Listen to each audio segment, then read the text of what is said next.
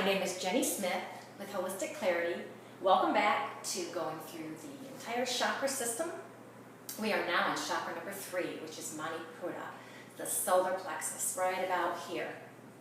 That's where our adrenals, our kidneys, and our pancreas is located. So it's considered to be the ego chakra, the power-related chakra.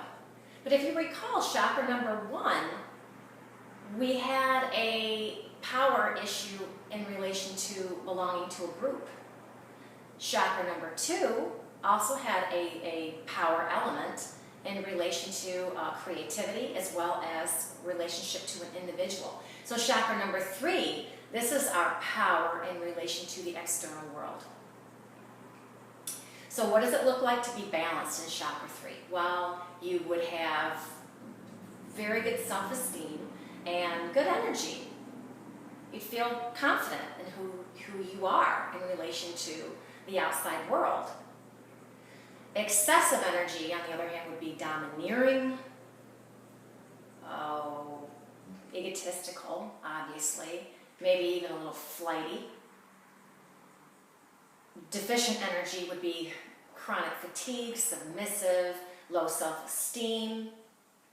It's interesting because being a pitta, we tend to be a little bit excessive in this chakra, and having excessive energy in chakra 3 often throws us into deficient energy because your body just cannot sustain that type of energy for so long, and you just eventually crash, and then you're yo-yoing between the two. So it's very important to keep this chakra in balance, and I'll show you how to do that.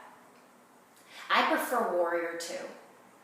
I've seen all the Warrior sequences used, but sometimes putting the arms overhead in Warrior 1, that can be real firing up for excessive chakra 3, and for people who are just fatigued, just very tired, and it just can be kind of difficult for them to do, and I have seen that.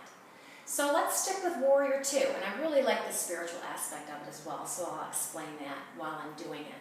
There are plenty of ways to get into Warrior, and I'm just going to step into it. You can go into it from 5-pointed star and pivot, but I'm just going to come to the end of my mat and step into it.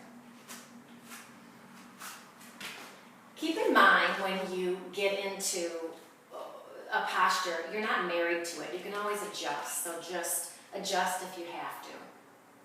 So I have my knee, my right knee is bent, but I can still see my right toes. I don't want to bend too far because that can be hard on your knee, and nobody needs any more hardness on their knees or ligaments or anything. So my back leg, my toes are pointed towards the wall, and they're facing the same direction as my left hip. I can bring my arms up. I'm making sure, it's kind of hard to tell in this angled video, but my shoulders are stacked above my hips. That's my presence. So I'm breathing diaphragmatically. I'm acknowledging my power in the present. I can look back at my left hand, gaze over my fingertips and acknowledge the past, and gaze over my right fingertips and acknowledge my future. And straighten out to 5-point star and hop back into Tadasana. And that is chakra 3, Manipura. Next month will be Anahata, which is the heart chakra, and I look forward to talking to you about that.